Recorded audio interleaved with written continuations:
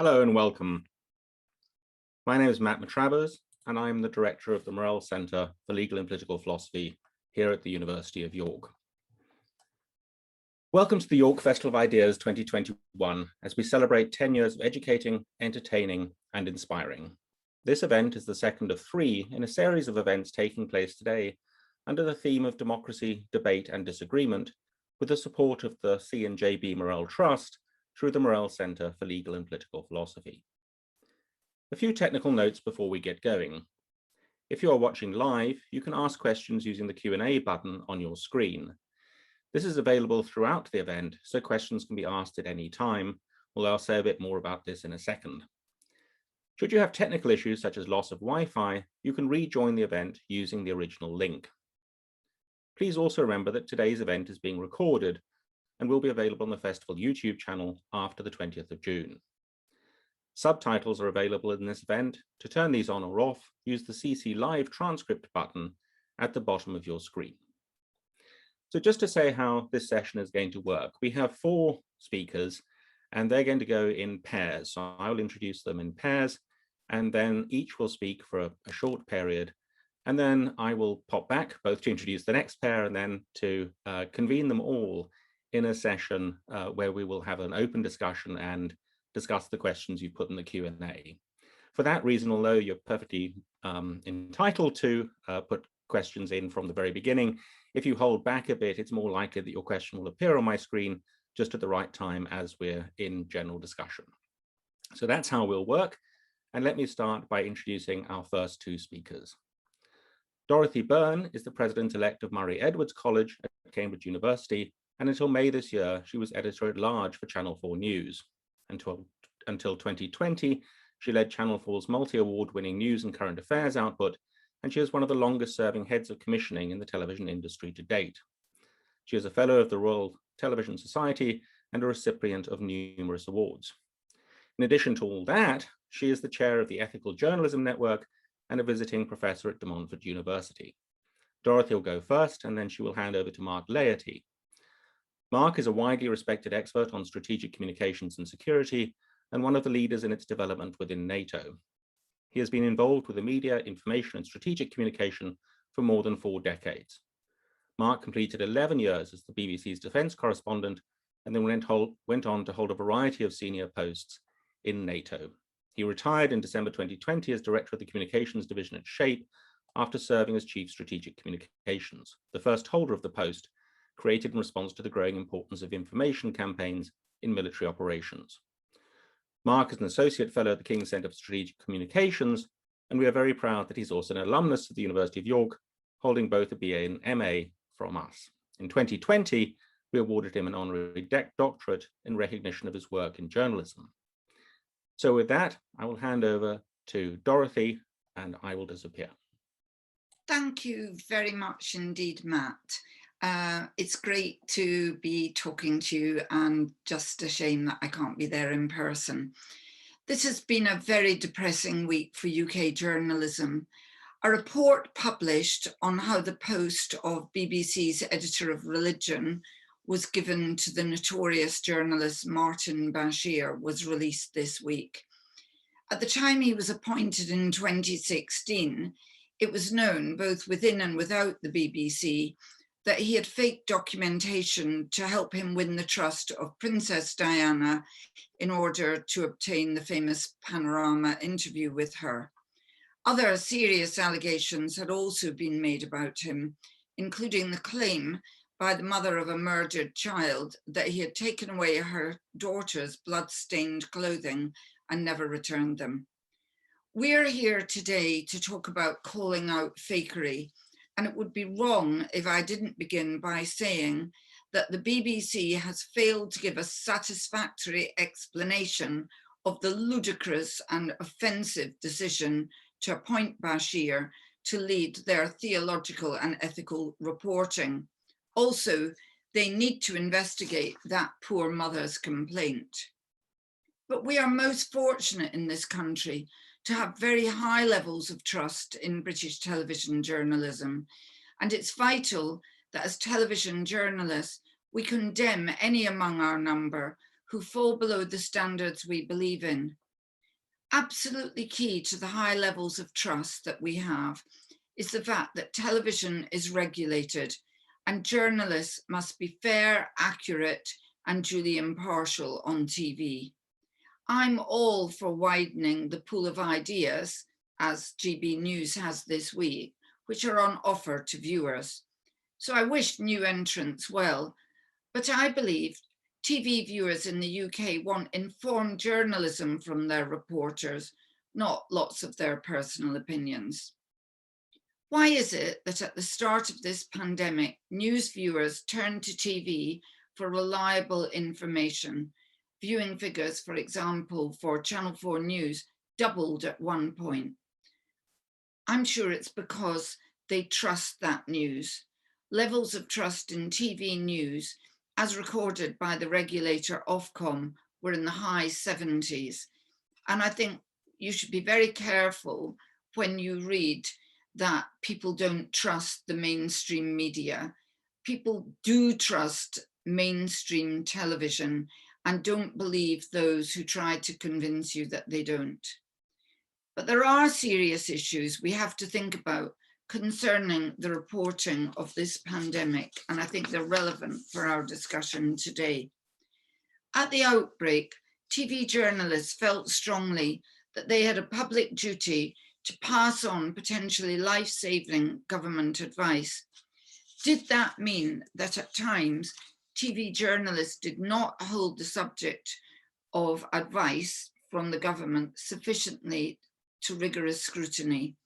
I think history will show that information was sometimes not scrutinized sufficiently on TV. Our democracy has had a serious problem in recent years. Politicians have ceased holding themselves properly to account in in-depth interviews in the way that, for example, Margaret Thatcher did. When the pandemic broke out, the Prime Minister and other leading figures did start appearing on TV far more. But this was mainly at press conferences in which a range of journalists lobbed individual questions without proper follow-ups. Broadcasters often sent their political big hitters, not those specialists like the health and social science editors who had relevant experience. Our Prime Minister is a known liar with a track record in dishonesty, going back to his own early days when he was sacked for journalistic dishonesty. In this pandemic, he and his colleagues have continued lying. They have claimed that they did everything possible to minimize the loss of life. Not true. For example, they failed to lock down when advised to, and people died as a result. They claimed the NHS was protected when across the country, people were complaining that their desperately ill relatives couldn't get into hospitals, and hospital doctors themselves were reporting that they were being told to deny treatment to people over 65 with COVID. They said that they threw a ring of protection around care homes, when in fact, patients with COVID were sent instead into care homes. It was great journalism which exposed some of this lying, but I don't think television called it out sufficiently. I'm concerned that some TV journalists have interpreted wrongly the requirement for impartiality. We have to be duly impartial between truth and falsehood, not absolutely impartial between truth and lies. So when a politician lies about something, we should report what he says in order to be duly impartial, but where we know it's a lie, we need to say so to help viewers understand the truth. So those are my opening remarks, and now over to Mark. Thank you. Thank you very much, and hopefully you can see me now. I'd like to, if you like, go a little further back, not from where we are today, but to go back to the fundamentals. The great Greek philosopher and rhetorical master Demosthenes said, The easiest thing in the world is self-defeat, deceit. For every man believes what he wishes, even though the reality is different. And I think this is at the heart of, I think, what we should be talking about when we talk about fake news, calling it out. We live in an era where factuality is being increasingly challenged, where you can call it wokery, you can call it dissing people, but there's a common phrase that every man has the right to their own opinion, they don't have the right to their own facts. We're actually in an era where that is challenged, where people say whatever they think, they should be respected. But to disagree with somebody is to diss them. Well, you don't have respect as a right, because if you're talking rubbish. And this is an era where a lot of people are talking a lot of rubbish. Misinformation, disinformation, all of these things work because we let them work. The era of effective misinformation, disinformation succeeds based on two things, and putting it very crudely: ignorance and prejudice or bias. If you don't know your facts, you're easily manipulated. If you want to see your own beliefs proved, you're easily manipulated. And what you're seeing in this modern environment is a whole raft of actors who are extremely expert at finding out what you want to believe and then delivering you what you want to believe. So in the Trump era, we call it appealing to your own base. So this is the problem that we have, is that we are the problem. It's very easy to condemn Trump, Johnson, the Russians, the Chinese, but why does it work? And part of the title of this is calling it out. And the reason it works is because we let it work, because we don't put enough effort into finding out the facts. We don't put enough effort into challenging ourselves. Another Greek philosopher, the best of them all, Aristotle, talked about the three great pillars of communication, or logos, pathos, ethos: argument, emotion or passion, and credibility. And what you're seeing is an era in which pathos has always been, if you like, the dominant, because we're emotional people, but where logos is struggling like it has never struggled before. And this is where we have our problem. The culture wars that we're in are no more than a reflection of our desire to believe what we want to believe rather than use our brains. And out there are some very clever actors. So the previous speaker was talking a lot about Boris Johnson and the way he approaches it. Leave aside his fidelity to the truth, which I don't challenge. I don't challenge what the speaker said, but also note how very recently, how much Boris Johnson appeals to culture, appeals to prejudice. The US journal, The Atlantic, recently did an extremely good profile of Boris Johnson, in which it quoted him highlighting the thing that matters is narrative. It's the story. Johnson understands his audience. He tells them what he wants to hear in order to get their support for him to do what he wants to do. Now, inherently, there's nothing wrong with that. We are all story-making creatures. And what we need to do is to understand, if we want to persuade people, we need to persuade them in a way that they will work. So the misinformation, the disinformation that we are all so subject to works because the people perpetrating it understand us, they understand the power of narrative, the power of emotions, the power of stories, and therefore they say things in a way that are resonant. So when it comes to calling things out, then we have two responses. There's a societal response. the response of a government, of a society that will not accept things people like. So the kind of rules that govern television, the kind of rules that govern newspapers, the setting of examples.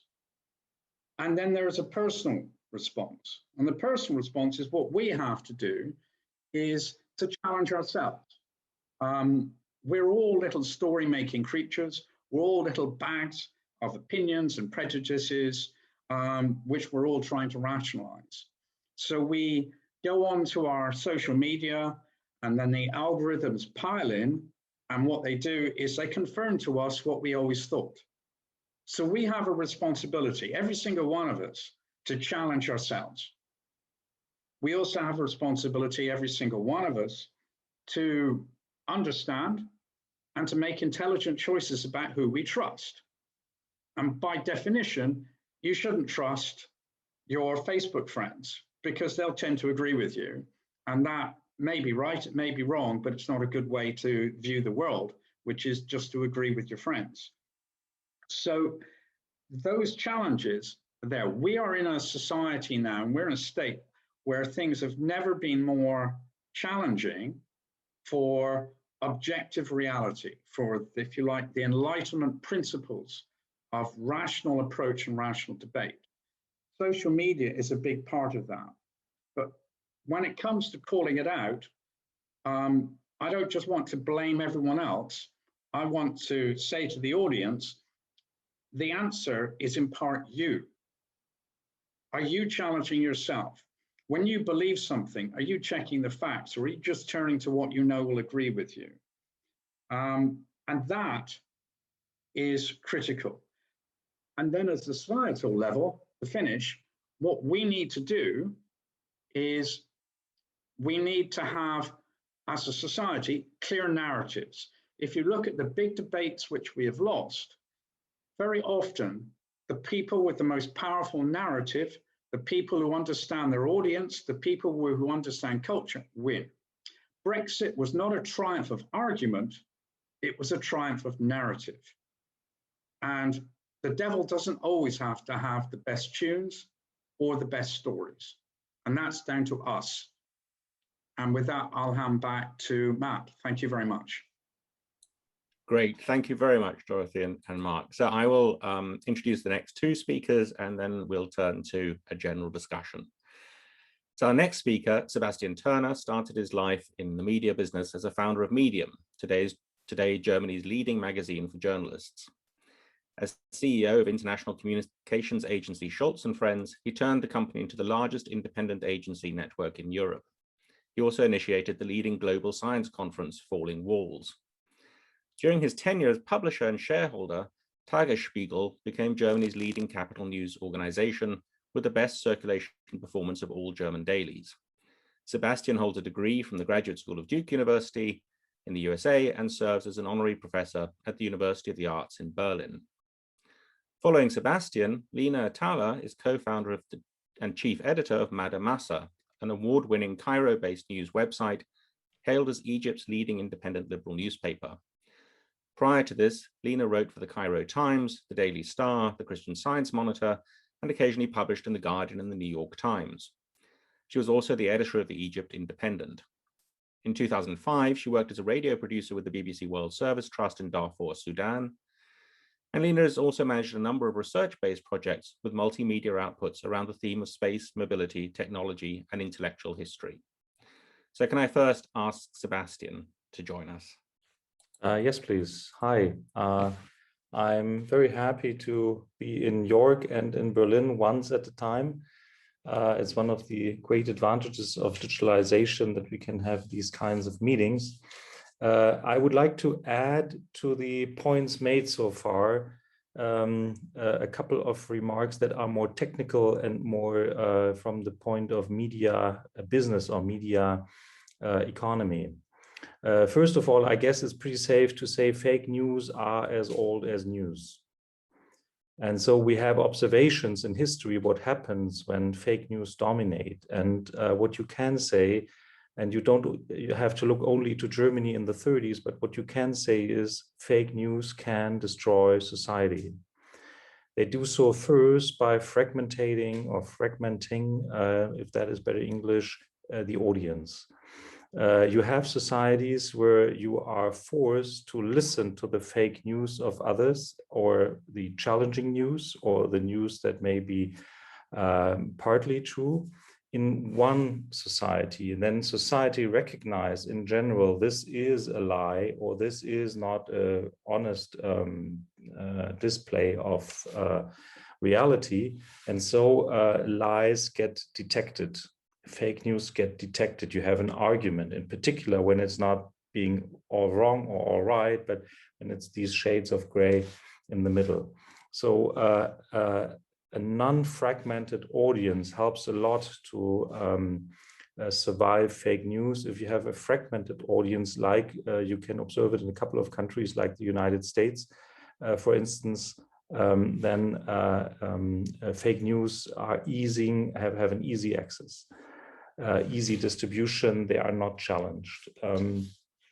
If you look at the one of the key forces in society to check news, to call fake news, of course, you come up with the quality media. And what we can say about the quality media in most markets, in most countries in the world, is that they are economically under pressure. Digitalization has harmed 2 of their 3 sources of income. One income source is classified advertising, wanted ads, job ads, car ads, etc. Most of them move from newspapers, and so the money they earn for the newsroom is gone. Same with trade advertising, which is I don't know, Marks and Spencer advertising to buy their shoes or their food. This advertising is moving away from quality media as well, and so subscriptions remain one of the few sources. And so less income led to savings in the newsroom, less people checking facts. So that is one of the elements. Another element that is even more significant maybe is that the model of the gatekeeper has changed. In the past, the gatekeeper was a trained journalist. He may be a good journalist or a ruthless journalist, but it was a journalist who made the decision what gets into the news, what is not getting into the news. Now the gatekeeper are digital platforms. They do not use human beings, but with a judgment that may be right or wrong, but they use algorithms, and these algorithms are trained to foster engagement. Now, human nature is not made for that. We getting more engaged when we are provoked, when we are angry, and so the promotion of messages is by algorithms on social media fosters hate. This is an outstanding observation. It's very awful. And it may be one of the key elements that is destroying society, that hatred, anger, polarization is more profitable for the platforms than behaving well. And this brings me to my third point. Some 20 years ago, the platform privilege became law in Europe. Saying that the platform is not in charge for the material it's on, but the individual there. But the individual, as a matter of fact, is not responsible either. So you neither have the platform being responsible nor the person, the individual communicating there, due to the technology and the legal system that's around. So to me, we have to take an observation that is pretty obvious and pretty well accepted. We have to take this observation to platforms. We have regulation for utilities. When you are owning the electricity work or the water work, of course, because this is a kind of natural monopoly, there is a regulation that you are not allowed to pollute the water, and you are forced to provide a certain level of electricity anytime. So We have regulation on utilities. We have regulation on media monopoly. Before TV channels multiplied, the public radio in the United Kingdom and the public radio in other places like Germany was regulated. So we have regulation for utilities, we have regulation for media monopolies, but we do not have regulation for media utility monopolies that we have gained over the past 20 years by digital platforms. To me, this is an urgent need to get away with the mechanisms that pollute society with fake news. Thank you. Thank you very much, Sebastian. So if I could ask Lina to join us, and then we'll all turn up together. Thank you, Matt, and Sebastian, and all previous speakers. It's an honor to be here. I feel that the most authority I have to speak on this topic is from the experience of that which we've been doing in Egypt. So I'm going to take you to a slightly further geography, that of Egypt and the Middle East, where I have been working for the past 20 years. And I wanted to go back to the year of 2013, when a major political transformation took place in Egypt, whereby a military coup with massive popular support ended the young rule of the Muslim Brotherhood, the elected president that represents the Muslim Brotherhood, producing a massive state of fragmentation in society. And this is where I decided with a number of colleagues to start Mada Masr, the news media I've been working with ever since. And back in 2013, we felt that there was a major urge to start the newspaper as a tool of to create a counter narrative to the hegemonic narrative of the military back then, that basically took over not just government, but basically took it upon itself to engineer much of the information that is going to be consumed later on by the audience. And that's shortly after a period of openness in the media, where audiences and readers in the country and in the region were exposed to a variety of voices through which they could shape their views, their opinions on politics, on the unfolding revolutions of 2011. And then we have this crisis of massive closure in 2013. So there was this urge to respond, to counter narrate, to talk about the other truth that lies there, such as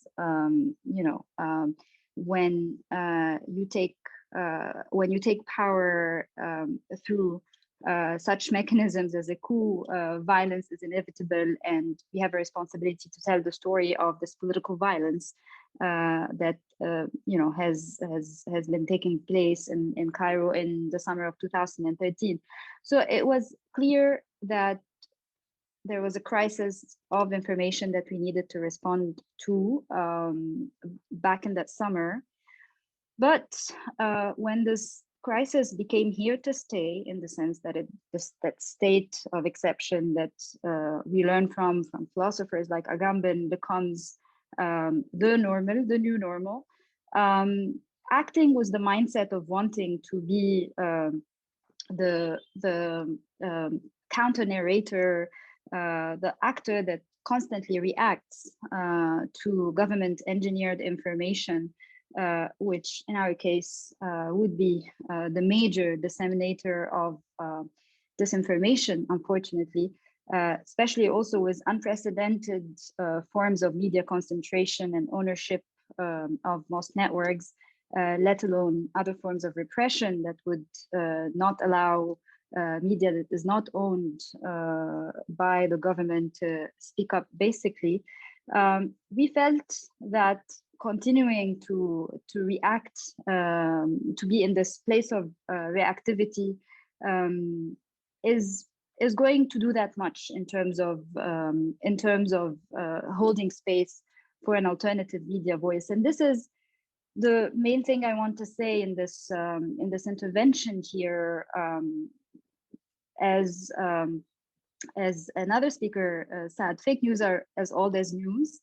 And if we worry too much about constantly responding to fake news, I worry sometimes that we might lose that which we want to be saying.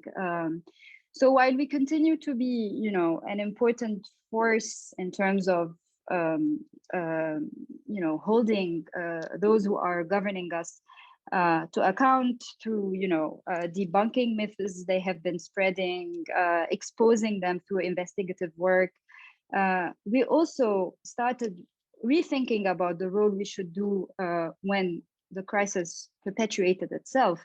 So how can the media not just be a reactive force against fake news, but how can it evolve into something that is much more of a company to its readers and its audiences? How can it evolve to become much more of a dialectical voice? There was a lot of references to philosophers in previous interventions.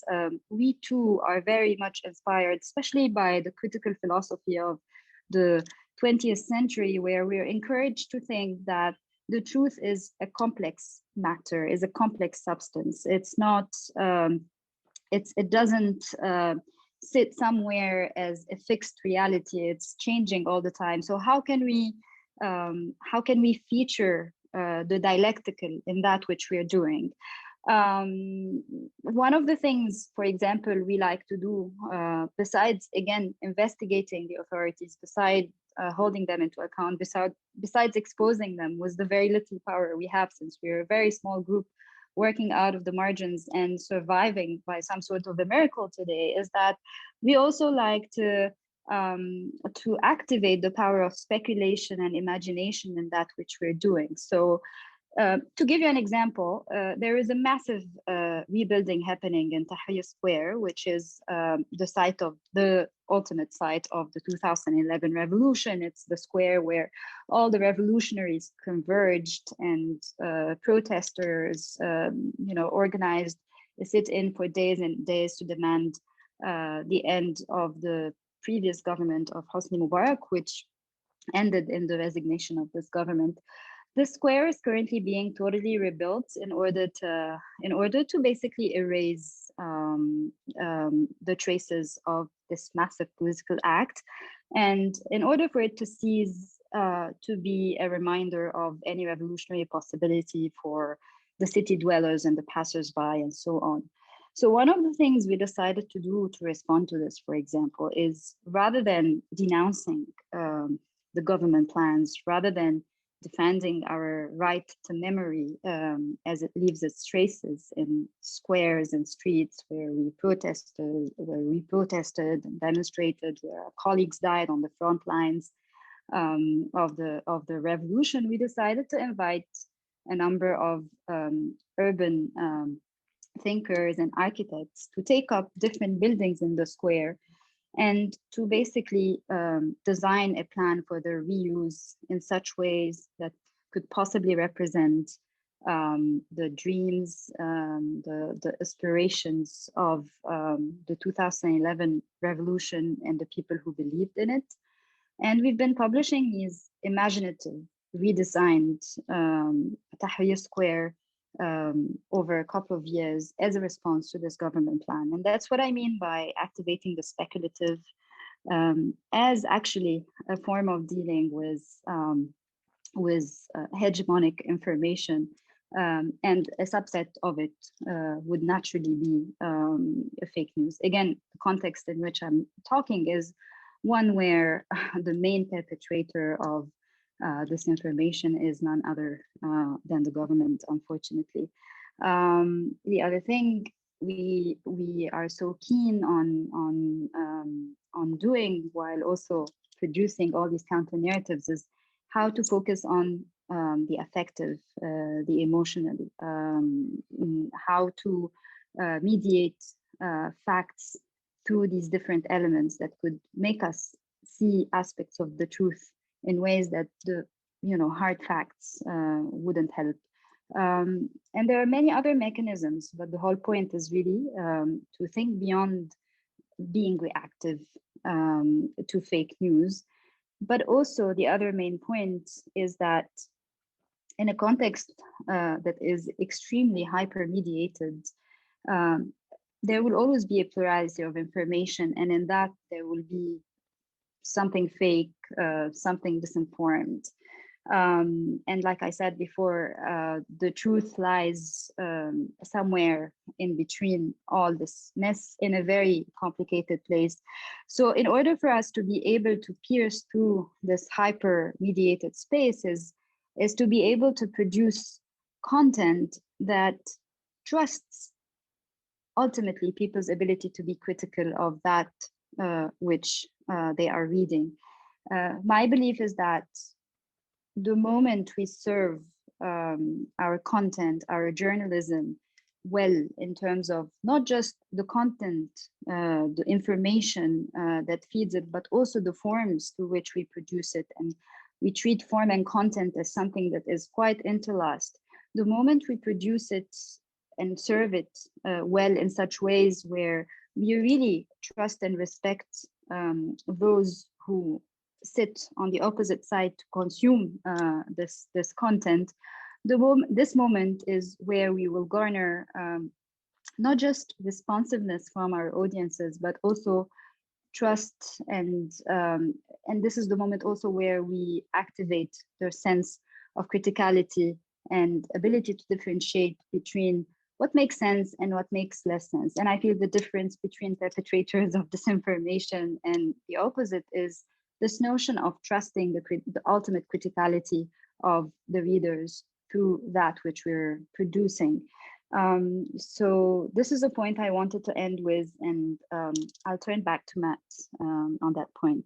Thank you very much. Great, thank you so much. Thank you so much. So Sebastian and Lynn, so if I could ask you all to reappear magically. It's for the audience, it's a bit strange looking at a computer and just hoping that everything is happening as it should. And certainly those of you in the audience, please feel free to start now asking questions. I see there are two. We've got about half an hour to talk amongst ourselves, and as we go, I will try to incorporate the questions in the conversation. I'm sorry if I don't get to all of them, but I will try. So I guess I wanted to start, and just to those of you on the panel, I mean, I don't feel you all have to contribute to every question, but if you indicate if you think you'd like to say something about it, that would be great. So I want to pick up really on what Lina was saying there at the end about trusting the audience. And I suppose ask this question. I mean, it's not true in a sense that real news is not out there, that there's always been a combination of real and fake news. And so to turn to Mark sort of thought, I mean, is it really the responsibility of the audience to make sure that they are critical, to make sure that they engage with real news and not fake news? So are we in a sense looking at the wrong place when we're blaming the media for perpetuating things that aren't true, like the election was stolen in the United States, or that 350 million would go to the NHS and Brexit? Should we be thinking more about how the audience should interact with that rather than whether it should be there or not? I think that we've got to take into account the fact that audiences are not in a position to know what is true and what is fake. And we as professional journalists are both trained to do that, and we have the time to do it. At Channel 4, we did a survey, and excuse me looking down, I'm trying to get the exact figures, but I will aim to say them correctly. We showed several stories which were true and several stories which were untrue to 1,600 British people. And I think I'm right in saying that only 4% of people could tell the stories apart, which were true and which were false. We often think we can tell what's true and what's false, but actually that is not the case. And I think there's an overwhelming argument that it's our responsibility as journalists to seek out the truth, and it's the responsibility of politicians to tell the truth. We can't expect ordinary members of the public who've got lives to get on with to know what's true and what's false. Could I come in here? I half agree that, but I think we're just letting the public off the hook too easily. You know, there's a expectation, you know, if the public decide they don't want to read the news, then that's their fault, not the news's fault. If the public decide that they just want to look on Facebook, that's their fault, not the public's fault. I also think that we all have a responsibility to be intelligent consumers. And I think too often, I think part of, you know, maybe I'm sounding like a bit of an old fogey, but I think part of the problem, a lot of things that's going on here, is that we're just letting, nobody's responsible for anything. You know, I'm not, you know, if I'm ignorant, I need to be respected because that's my view. Well, no, actually, you don't deserve respect automatically if you haven't done your best to find out what's going on. And I would then go back to the deeper thing. The 350 million lie on the side of the borrowers' butts. Actually, fair play to the journalists. Anyone who didn't know that was a lie just wasn't, you know, they were like the famous journalist, the famous judge who said about those who couldn't tell the difference between the Daily Star and the Morning Star were morons in a hurry. Anyone who didn't read and wasn't aware that that was a lie wasn't trying. It was, you know, it wasn't hard to find out. Even pro-Brexit papers were saying it was a lie. The actual thing was they didn't care it was a lie. They wanted to believe and they just dismissed it. So I think the interaction between audience and purveyor of information, and is much more complex than that. And that isn't to say that I don't share a lot of the views. I share a lot of Dorothy's views about the responsibilities of the media. You know, I was a 20-year journalist at BBC, so you know I'm pretty rigid on it. But I've also, having been 20 years in NATO on the other side of the fence and dealt with the public a lot, I kind of think that it's a much more complex thing than just blaming individuals. If I may jump in here and just make the point that, of course, I can't speak to the science of surveys, but also there is the lived reality, for example, of living in a context where we worked as journalists in a moment where there was a relative openness, and seeing how audiences reacted to the plurality of information sources from different media outlets, and could possibly form opinions and intelligent conversations just because of this plurality, as opposed to a moment where almost all media became PR machines to the government. So it's a completely different context, obviously, and where people basically developed a major distrust towards these media because it was clear that they were serving agendas. So I feel there is something inevitable about having to trust audiences' intelligence and sense of criticality, especially in a moment where, again, with the hypermediation, people are already having to constantly qualify the information that they are getting. And I feel that the hypermediation we're in right now calls to attention how we perceive our subjectivities, beyond the heavily influenced Enlightenment ideas that we have about journalists being, that lighthouse that will basically clarify everything to people, I think, or to audiences. I think truth is, like I said, a much more complex matter out there, and recognizing it is an act of construction, of piecing together several pieces of the puzzle. And I don't feel like journalists alone will be able to do this. And I say this also from a position of basically of being basically one of the only independent media voices in Egypt today. So it goes without saying that I feel a major responsibility to give the truth to people, but believing that I will be able to do this alone as a media, without the centricity of the users, of the readers, of the audience, I feel we might be speaking of another era, to be honest, especially that we've seen this unfolding intelligence of the masses during revolutions, during mobilizations, and so on. I think all these things call to attention a changing view towards that which we're doing and how we're perceiving its consumption by the people. Okay, so can I just pick up a bit on that? So, because I mean, I find myself, I'm very much a creature of the Enlightenment. I like the distinction between things that are true and things that aren't, and facts and non-facts and so on. But it's true, isn't it, that most facts aren't of the form, who, to go back to Sebastian's rather terrible historical analogy, who burnt down the Reichstag. There was a factual matter about that. But most news stories aren't really like that, are they? They're sort of facts that are intertwined, as you were all saying before, into narratives.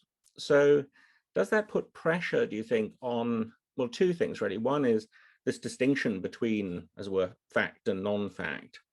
But the other is, I suppose, the way in which, to pick up one of the questions in the audience from Tom Stoneham, to what degree are journalists, it seems a mistake to think of journalists as simply in the business of neutrally reporting facts. They're in the business, surely, of putting those facts into stories, into things that will grab people's attention and allow them to understand the relevance and so on. And doesn't that blur this distinction between, kind of neat truths about the world and non-truths? I would say that in the most important current story, which is the pandemic, there are things which were actually true and things which were actually not true. Was the NHS protected? That was one of the biggest statements that the UK government made. It's made it again and again and again, and it has said it was protected. Journalists have gone out and found, as a matter of fact, it was not protected. And my concern is that when the government again and again and again on television is allowed to just repeat the statement that the NHS was protected, then lots of people get it in their mind that what the government is saying is true because they've heard it so often. To your point, Mark, about the 350 million, yes, journalists did say that isn't true, but then the Brexiteers kept saying it again and again and again, that it was true. And, that gets into people's heads. But it was a matter of fact that it wasn't true. And I think we go too far often in questioning whether there is such a thing as truth. And someone just made a very good point to me regarding a very clever statement made by Dennis Foreman, who used to run Granada TV. Never underestimate the audience's intelligence, never overestimate the audience's knowledge. And I think that's a very good way of thinking. if I come in, I mean, I think those are very, Dorothy is going to the heart of one of the big dilemmas, which I think in Britain is more broadcast journalism, and in the US to some degree is more newspaper journalism, which is the degree to which you have balance and neutrality and so on. And you can see this routinely, and let's make it international.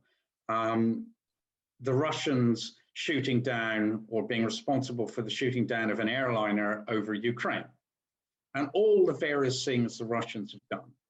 And at some point, what will happen is you'll have a story heavily sorted out, well sourced and everything, and they'll say the Russians have done X, and then at the end of it they'll say, and the Russians say it's all nonsense and there's no evidence for it.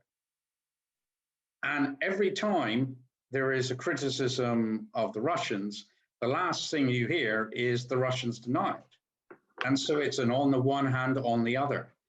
And at a certain point, you have to say, well, why do we keep saying, why do we keep giving the liar airtime? And you interestingly saw that in the United States when the US media stopped giving Trump airtime over January 6th and started calling an insurrection, and that's the end of it.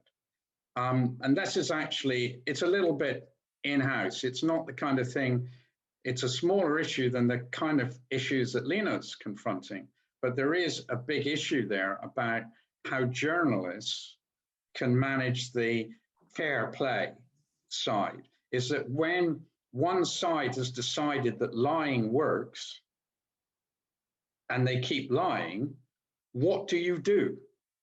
Now, I've worked both sides of the fence, and it always used to be, when I first went into being a spokesperson, the story was, if you get something wrong, the best thing to do is correct it and apologize and get it over with. Actually, in the modern environment, what the Russians have learned, what the Chinese have learned, and bluntly, what a lot of the governments, including the Johnson government, has learned, is actually just keep bloody denying it. Just keep denying it, and it works. And so actually, they have turned on the head what was, for decades, one of the assumptions of good public relations. If you get it wrong, admit it, correct it, move on. And they've actually said, no, it doesn't. Appeal to your base. Just keep damn well lying. Just keep lying, and the journalists will get bored and they'll move on. And that's exactly what happens. Sorry, Mark, just to interrupt, because I'm just a bit conscious of time, and I want to come to Sebastian in a second to ask about whether balance sells. But before I do that, can I just go back to you, Dorothy, because one thing that struck me when you spoke and then Mark spoke after you was, and part of the, let me explain, part of the background for this day and the relationship between debate and disagreement and democracy was a feeling that we had in the center, that we used to have, I mean, you know, there were never golden days, but we used to have a sense that people argued with each other and disagreed with each other. Whereas now increasingly there's a sense in the public domain of taking sides. And, you know, it's not so much a matter of I respect your right to disagree with me. It's, as Mark was saying, it's almost as if it's a personal insult for my side not to be represented. And do you think there's pressure, I don't know whether on Channel 4, but certainly on the BBC and others, to interpret impartiality and neutrality in a way under the light of respect, that it would be disrespectful not to allow a Brexiteer on to defend the 350 million claim? And that's not a thought about impartiality with respect to the fact about that claim. It's a thought about somehow or other, you know, respecting both sides of a contentious issue. And I think that's very dangerous, but I just wonder whether it's there. No, I don't think that at all. Okay. I think you're confusing two completely different things. One thing is the problem we have with the way in which due impartiality is being interpreted, particularly on the BBC. Too often it is being interpreted as absolute impartiality. That is, that I treat both sides of the argument equally. So I let you say that we're going to save £350 million a week. And then I let someone else say that isn't true. And I don't do my final piece of job as a journalist, which is to help you, the audience, by saying, the bloke who told you you were going to save 350 million quid a week was lying. And as I say, too often, particularly the BBC, don't call out the lies and treat lies and truth equally. The other argument that you are referring to is the argument about respecting ludicrous views. Well, why should you respect ludicrous views? And I don't think Channel 4 or respect ludicrous views. I mean, obviously, I think the BBC sometimes respects ludicrous views because they let Martin Bashir on and he's ludicrous. But I think the thing about respecting ludicrous views is more a problem, if I may say, in universities. And universities need to get a bit of lead in their pencil and call out ludicrous views as just being ludicrous and stop running around being scared about it because you're all nice academics. Right, thank you. Just in case the audience ever thought to themselves that the Festival of Ideas was set up for cozy, kind conversations all in advance, I've just been told I'm completely wrong, and I'm very happy to be completely wrong. So let me pick up an audience question and turn it to you, Sebastian. So yeah, in a sense, and with apologies to you and to Lina, Mark, Dorothy and I have been talking very much about a kind of broadcast journalism, about a world which is in all sorts of ways quite neat, in which there are regulations, even if they're badly interpreted sometimes. But Sebastian, I mean, you really painted a slightly bleaker picture. I mean, you said at one point, you know, hate sells. Hate is the thing that so this sort of language of balance doesn't seem to apply. And I wonder, picking up a question from the audience, what do you think that news organizations can do in terms of their funding model to try to address this, or are we just inevitably going to be in a world in which there are multiple outlets, each as it were feeding their own preferred hate? First of all, hate pays for platforms. I'm not so sure whether it really pays for news organizations. As news organizations are more focusing on subscription, it may be that occasionally some of them find a way to sell subscriptions to hate. But if you look at media history, party publications or extremely unbalanced publications hardly find subscribers. So it may be that balance pays off for subscriptions, which is good news for quality media. And we have probably to differentiate between subscription paid quality media and digital platforms that are advertising driven. I would like to come back to one point of Dorothy that I think she's very right in saying if nonsense in quantity is distributed, it turns into quality in perception. I've listened so often to bullshit that bullshit must be right. And there is an interesting observation in American media, and it really it comes back to your question about balance. Now, if you are not an expert on climate change, the usual reaction is I have an academic or a representative saying climate change is man-made. And for the purpose of balance, I take another person saying, no, it's not man-made. And I'm not sure whether it's true, but in American media, you have a 50-50 share more or less on people saying, yes, there is a man-made climate change, and 50% saying no. So it seems to be balanced. In the academic world, some 98% of seriously quoted academics say there is a man-made climate change. And now there comes the challenge for the media. You have to be deeper in the facts.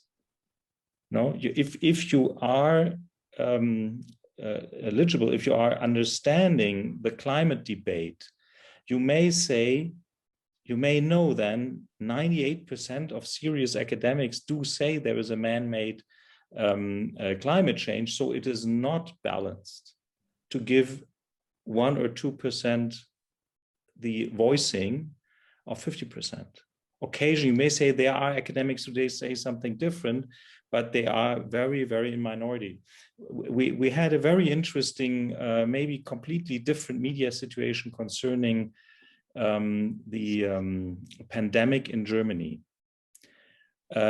Actually, the academic dispute became the public dispute. So you have an expertise on I can't even translate the Latin words from German to English, but incidents, I don't know whether how you pronounce it, so tiny details from the academic discourse made it into the public. And you have a pretty high acceptance in German public to wear a mask, to avoid masses, and things like that. In other fields, we behave much less clever than the United Kingdom, like vaccination, etc. But in that field, a very interesting observation and research can be made how different audiences reacted to the dispute in the academic world. So the optimistic view is, and actually this is what as an entrepreneur I'm working on, is that in subscription media, you get a money back for more depth. And this depth is probably the answer to fake news or non-fake news. You know, go to the details, go to the backgrounds. You know, when we talk about fake news, if you leave the perception of the media people, the people who make it, and go to the audience, you get fake news that Hillary Clinton is supposed to drink the blood of children. And to me, this is outrageous lie. And then I hear the management of Volkswagen is manipulating all diesel engines they built in the last 10 years. And to me, it's as outrageous as almost like Hillary Clinton drinking blood of children. But it was true. They manipulated it. So as Joe Sixpack, you know, you recognize outrageous nonsense, which happens to be true, or outrageous nonsense. And to me, the point is that the media have to go away from opinion to deep dive, you know. And when you go into deep dive, all of a sudden, I'm not as much aware as I should about your Brexit argument with these health money from EU, etc. But all your car factories will not sell to the continent, dear car workers. And there are so many of them, you know. This is another deep dive argument that touches or challenges the narrative, as said before. I think very reasonable argument. And all of a sudden, you come up with checkable facts that relate to everyday life of the people involved. So to me, the answer, maybe it's balance, maybe somewhat misleading, but going deeper into the substance, deeper into the detail, maybe a very significant answer. And this takes money, you know. Going into the detail is time, effort, people, money. Yeah, I mean, it's reassuring to hear that you think there is an economically viable model for what you're calling deep dive, because I think a worry that many people had was that that kind of product, in a sense, would just disappear in the face of the economic pressures on it, and in the face of much more available and more easily consumed stuff. Lina, how much of this discussion of balance resonates with you? Because you're in a very, very different position, in which, in a sense, what you were saying in your presentation is that the government controls, you know, everybody else but you. So do you see your role, in a sense, as not as providing balance relative to the whole? Your job is to try to put, well, not balance, providing truth relative to the whole. Your job is to try to put across things in a market where actually there isn't a plurality. There's government or you. Yeah, I think the conversation about balance has that much meaning when power enters into the equation, right? So basically, and I think we're all agreeing that balance is not just creating a false equation in the space of a piece of content, whatever it is, between those who have power and those who are powerless. Really, it's basically trying to find the truth that has been, practically hidden by those in power. So in that context, balance doesn't even become an aspiration. It's much more something related to what Sebastian was talking about, the ability to dive deeply and understand how power has basically mutated the truth in different forms and ways. And that's why also in a context like this, I become intellectually wary of worrying too much about creating another pole to the disinformation of the government, because also what would make my audience believe me if I'm just another pole? I think the idea is to try to say, well, let me tell you where it all started as much as I can, and try to locate a possibility of the truth in this deep dive somehow. But also, I'm in no position to believe that the government or the politicians will speak truth at any point in any context. By the way, I think it's also such a hard thing to claim right now across different contexts, to be honest. So how do we deal with this in such way where we also continue to be as audible as those who have power? So for me, the idea is basically, you don't have power, you are not going to take power, but you will have to find ways to build power, to build an alternative form of power through the content that you're producing. Great, thank you. So we're almost out of time, and I'm going to borrow a bit of time because I'd like to ask a question that's come from the audience from Paul Matheson.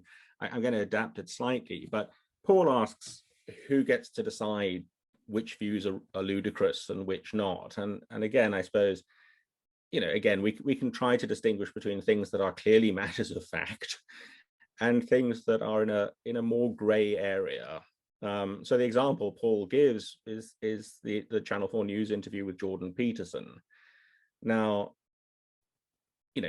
most academics at proper universities think that Jordan Peterson is a charlatan, and yet he was given space.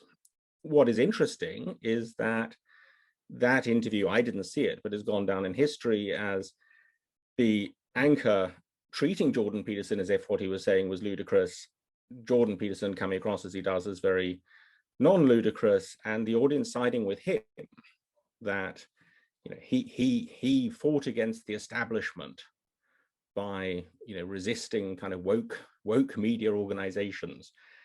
And that's the kind of example where it seems to me it's not obvious how, or one might worry about who controls the answer to the question, who's ludicrous and who gets on, somewhere between David Icke and Jordan Peterson.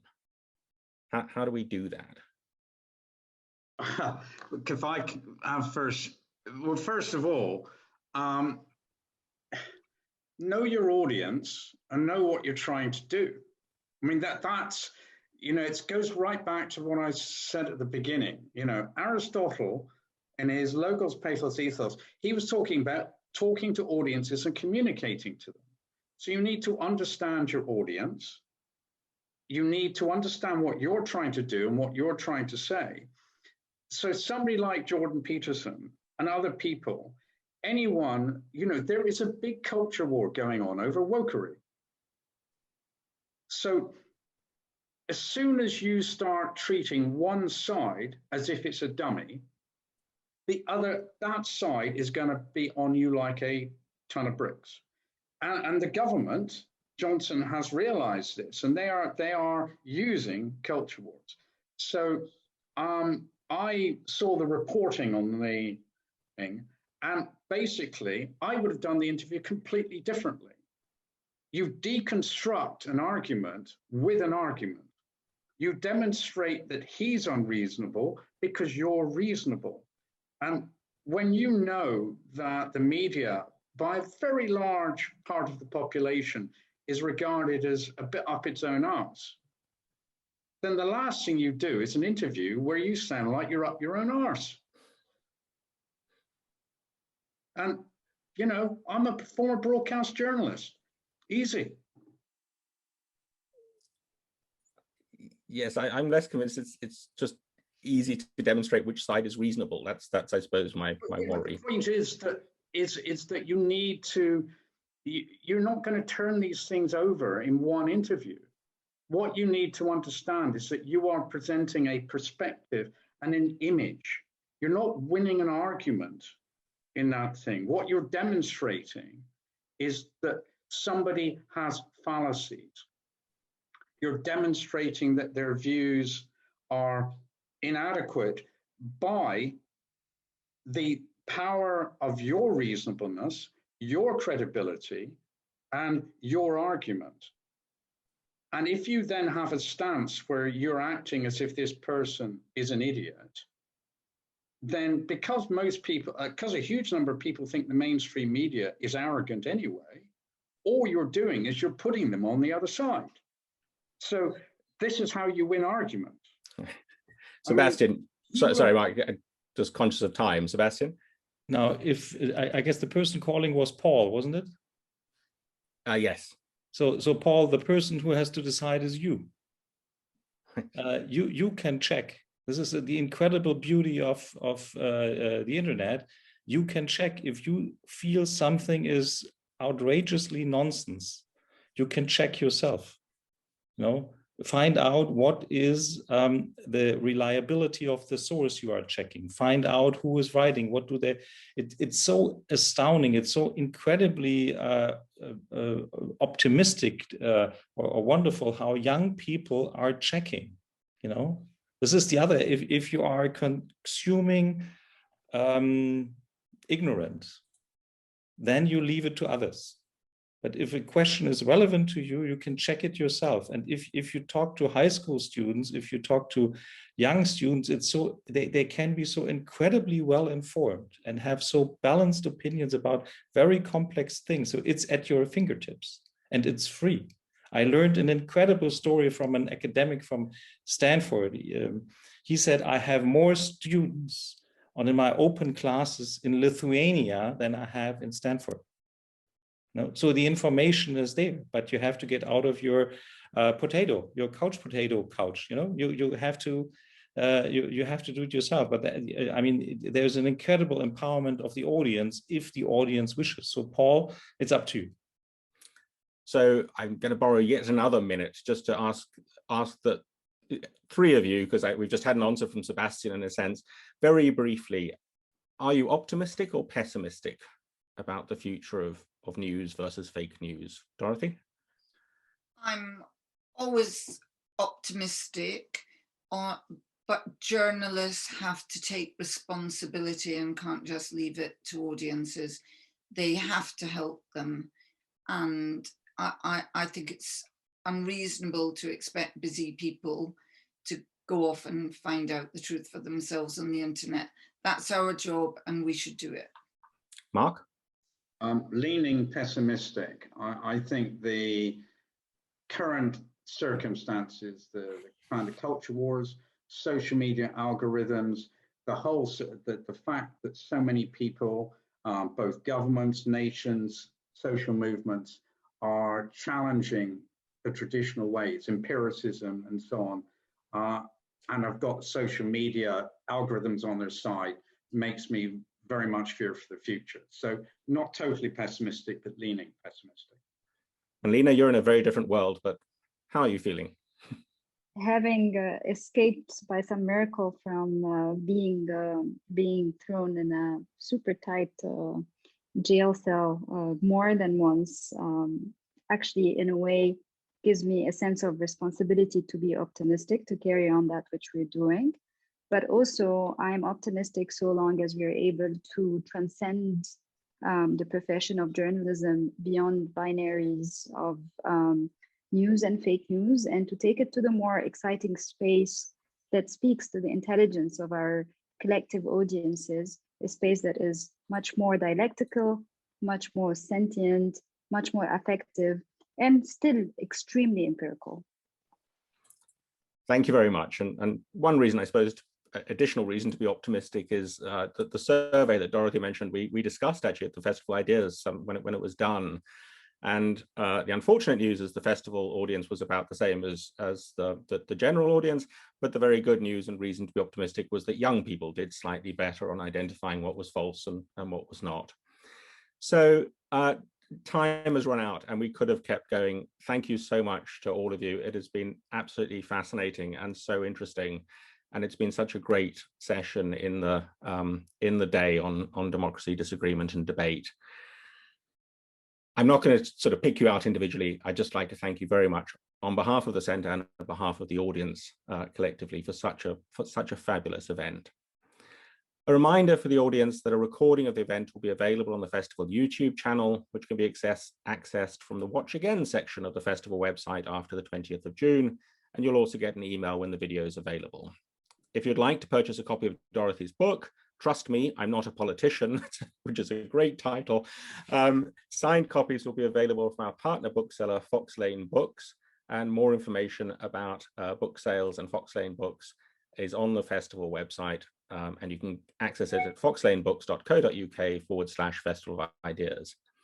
We very much hope you'll continue to be engaged with York Festival Ideas, and you can check the website for details. And in particular, I hope to see or to be conscious of many of you again today at 5 o'clock for the third and final session in this day on the future of liberalism with Timothy Garton Ash.